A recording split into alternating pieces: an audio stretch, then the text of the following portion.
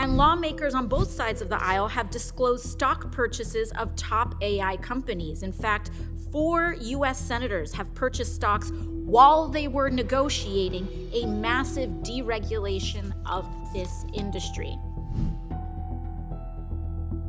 Today is an important day across the street at the United States Supreme Court. For a second time, failed. Within the caucus, they realized this has to end, and now the kinds of... Thank you. Let me tell you how this is going to work.